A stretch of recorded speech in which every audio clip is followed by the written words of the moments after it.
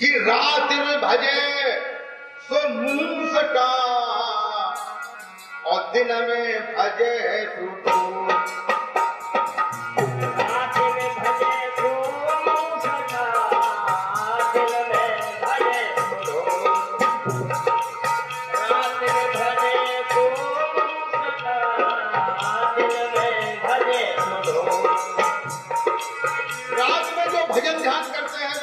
कैसे हैं? जैसे चूहा हुआ, जरा सी आवाज हुई भाग गया, और इसमें जो है ध्यान कर रहे ने कभी फटक भाई ध्यान हट गया, और ने के बाद भाई कोई लग गया, और दिन में भजे तो ढोर ढोर माने पशु, दिन में पशु तो भजे चारों चढ़ता चारों पानी पी तो तलैया अम्मा में घुस जाता, रात में भजे सटा दिन में भजे रात में भजे सटा दिन में भजे रात में भजे सटा दिन में भजे अरे कबीर सुन साधका सुमिरन की विधि और कबीरा सुमिरन की विधि और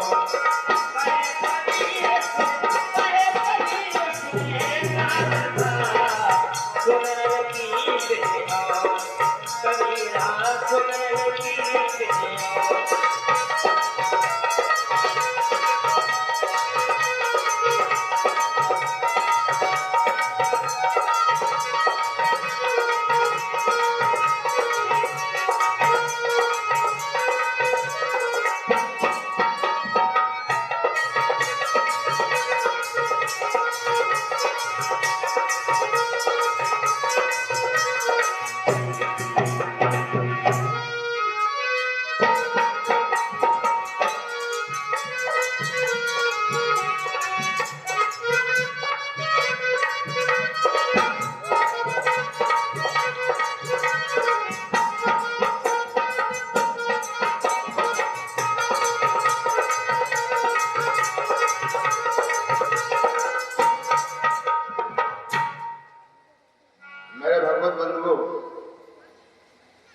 कबीर कहते हैं, देखो कबीर की वाणी कभी तो अटपटी सी मालूम पड़ती है, कैसी कि वाणी को सुनकर दुनिया वाले उसका अर्थ कोई और लगाते हैं, लेकिन वो बात कहीं और होती है।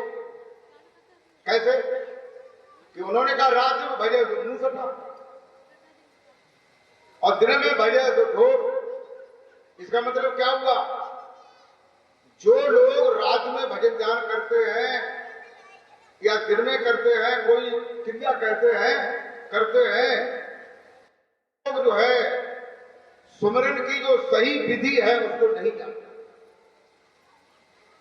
कहे कबीर सुन साधका सुमरन की विधि और कबीर कहते हैं साधको सुनो, जो सुमरन की विधि है कोई और है। और कबीर साहब ने एक बात और कही, देखो उल्टी सी बात और कही, लेकिन है वो सीधी। क्या कही कि भजन करे सो पागला और ध्यान कहे तो भजन करे सो पागला ध्यान करे तो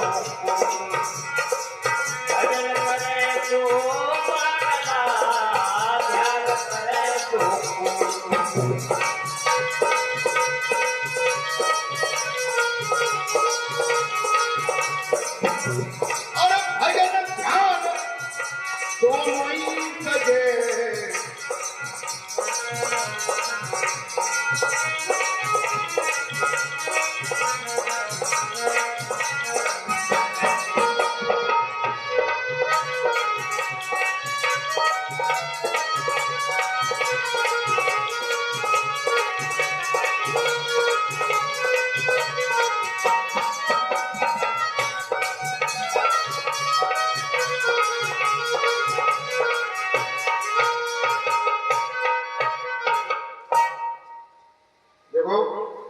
कबीर कहते हैं कि जो भजन करता है वो पागल है, लेकिन इसका अर्थ ये नहीं कि वो पागल है। ध्यान करे तो कूर, ध्यान करता है वो क्या है? कूर माने कुत्ता। क्या वो कुत्ता है? ध्यान करता है, लेकिन ये बात भजन करे तो पागला। पागल का मतलब जो है वो उस परमेश्वर के नाम में अपनी सुरती को लगा करके रमण हो करके वो कैसा हो गया है, वो उसको पा करके गल गया है, उसमें मिल गया है, भूल गया है। बोले कर बोल बड़े श्री महाराज की जय। ध्यान करे तो कूर, कूर माने कुत्ता। कुत्ता का ध्यान कैसा होता है?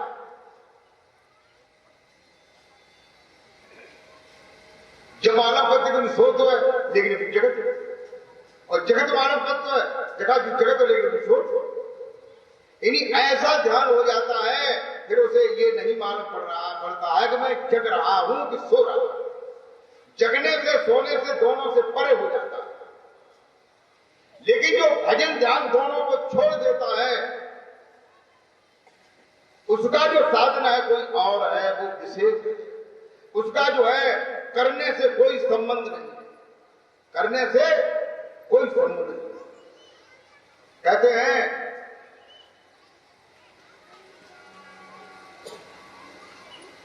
एक जो है कहते हैं किया जाता है, भजन जो है किया जाता है, और एक जो है होता है, यानी ध्यान होता है। और तीसरा क्या है? न किया जाता है न होता है, वो है, हमेशा मौजूद है।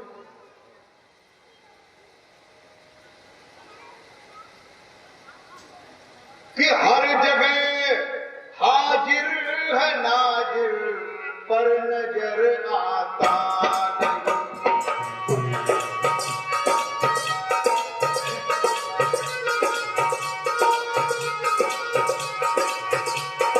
वो जो नाजिर है वो परवरदिगार है, हर जगह मौजूद है। कोई भी ऐसी जगह नहीं है जहां वो है नहीं। अगर हम इतना ही समझ ले कि वो हर जगह है तो हम चोरी करेंगे, क्योंकि यानी मालिक देख रहा है मेरे पास में। अगर वो ये जान ले कि वो हर जगह है तो वो किसी की बेईमानी करेगा नहीं, करेगा कि मुझे देख रहा है और मुझे दंड देगा, मैं गलत कर रहा हूं। लेकिन नजर में नहीं आता, आंखों से नहीं दिखाई देता, गुप्त रूप से विद्यमान हर जगह है। लेकिन योग साधन के बिना उसे कोई देख नहीं पाता। कहते हैं क्या कहते हैं?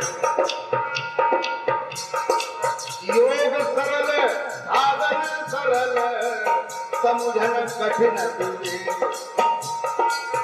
योग सरल साधन सरल, समझन कठिन तुझे।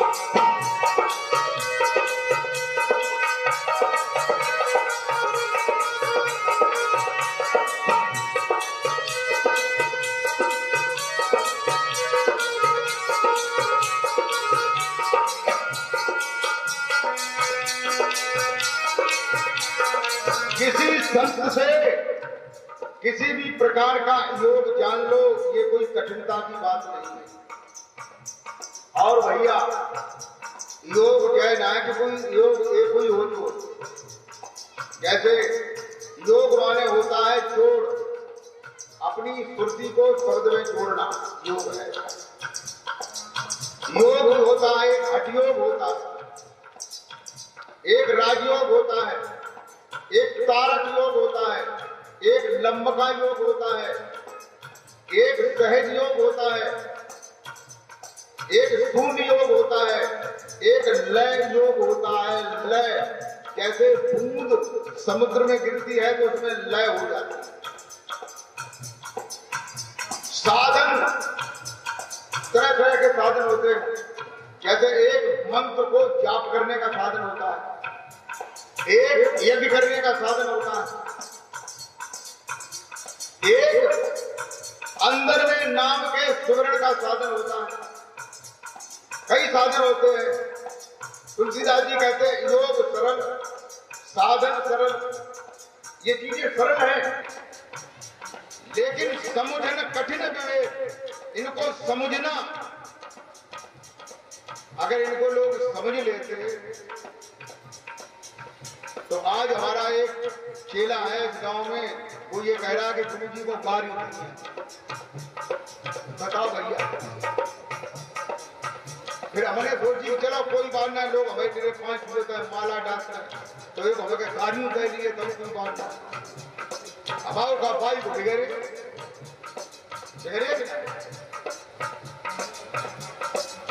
योग सरल साधन सरल समुझन कठिन विवेक। योग सरल साधन सरल समुझन कठिन विवेक।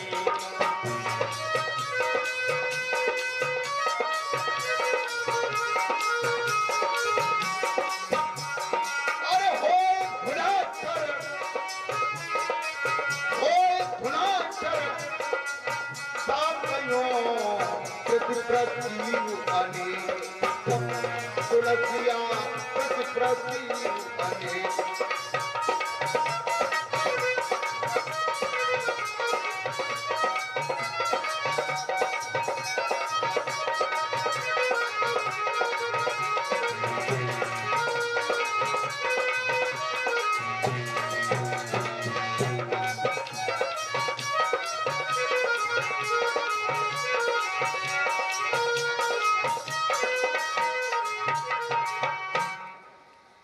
मेरे भगवत बंधु, तुलसीदास जी कहते हैं कि योग सरल, कोई भी योग हम धारण कर लें ये सरल बात, क्योंकि गुरु जी बताएंगे हम उसे सीख लेंगे, उसमें क्या कठिनता है। कोई साधन बताएंगे उसको भी सीख लेंगे और करने लगेंगे, ये भी सरल है। लेकिन उसे समझने का मतलब ये है कि जो हम कर रहे हैं उसे ये समझो कि हम क्यों कर रहे हैं और ऐसा क्यों कर रहे हैं और ऐसा करने से हमें क्या प्राप्त होगा, हम कहां जाएंगे। अगर ये नहीं जाना, अगर लक्ष्य की ओर तुम नहीं गए तो ज्यादा टाइम तक भजन नहीं कर पाओगे, ज्यादा टाइम तक साधन नहीं कर पाओगे। क्यों? तुम्हें लक्ष्य का ही ज्ञान नहीं। तुम जगह अब बूढ़े हो गए तो कह मड़ाइया दल नहीं कतराव करें, हमें कहा लड़का वाले नाती जो है रोटी दयाव करे दे ना दे मां खाई लिए। लेकिन ऐसे नियम बनावे थे काम जब जौले दम रही तौले तो लड़का मान को नाती पंथ ने कतर है। अब जब बुढ़ापो हुए, जब तुम पे न राम राम कही है, न कोई सांस तुम्हें हले, न तुम्हें बैठो जाए आसन लगे, फिर तुम क्या कर लिया फिर कर सकता। लेकिन चीजों को ज्ञान ना है, भाई चीजों को ज्ञान तुलसीदास जी बताए रहे, कबीरदास बताए रहे कि दिन में भजे तो मूर्खता, रात में भजे तो मूर्खता, दिन में भजे तो ढोल। और कहे कबीर सुन साधका स्मरण की विद्या और योग सरल साधन सरल समझना कठिन विवेक। ओए धुनाक्षर शब्द जो धुनाक्षर खाए थे धुने अक्षर ये ऐसा शब्द है जो धुनमय है, जिसमें कहना नहीं पड़ेगा, साधन नहीं करना पड़ेगा, क्रिया लगानी नहीं पड़ेगी, ध्यान नहीं करना पड़ेगा, भजन नहीं करना पड़ेगा, किसी की कोई जरूरत नहीं, केवल तुमको कनेक्शन करवाना है। जैसे बिजली का कनेक्शन करवाया जाता है, केवल बिजली का कनेक्शन करवा लेना है। फिर चाहे पंखा चलाओ, चाहे फ्रिज चलाओ, चाहे कूलर चलाओ, चाहे एसी चलाओ, चाहे गेहूं सैलवे तो हो तो तूफानी पंखा लगाए थे गेहूं सैला कचू करो, बिजली प्राप्त हो जाएगी, कनेक्शन हो गया। ऐसे ही कनेक्शन वाला एक ज्ञान है, केवल कनेक्शन होना है। फिर लेटने से, बैठने से, खड़े होने से कोई मतलब नहीं। कभी साहब कहते हैं, क्या कहते हैं, फिर ठाड़े बैठे अरे परे उताने और कहे कबीर हम भाई दीवाने।